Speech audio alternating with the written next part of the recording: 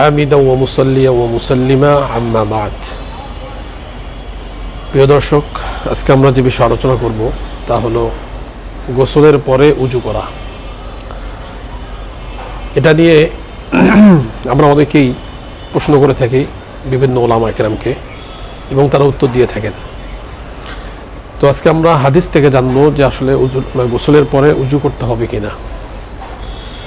রাসূল করিম সাল্লাল্লাহু আলাইহি ওয়াসাল্লাম হাদিস শরীফের মধ্যে ইরশাদ করেন, লা ইয়াতাওয়াজ্জা বাদাল গোসল, যে গোসলের পরে উজু করতে হবে না।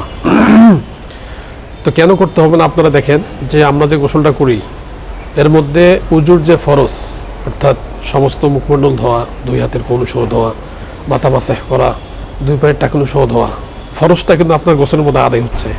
এবং বিশেষ করে খিলাল করা, তারপর নাকে পানি দেওয়া, মুখে পানি দেওয়া, সব কিছু আপনার গোসলের মধ্যে চলে আসতেছে। এই জন্য গোসলটা হলো আম।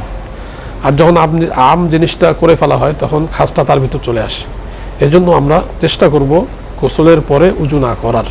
হ্যাঁ, যদি দেখা যায় যে গোসলের পরে আপনার উজু ভঙ্গ করার যে সমস্ত বিধিবিধান আছে, যে সমস্ত কারণ আছে, এগুলো যদি পাওয়া যায় তাহলে অবশ্যই আপনারা গোসলের পর উজু করবেন। কিন্তু কোনো যদি প্রকাশ না পায়, নাপাকি প্রকাশ না পায়, সেক্ষেত্রে আপনারা গোসলের পরে উজু না করাটাই উত্তম। আল্লাহ তাআলা আমাদেরকে উক্ত হাদিস অনুযায়ী আমল করার তৌফিক দান করুন।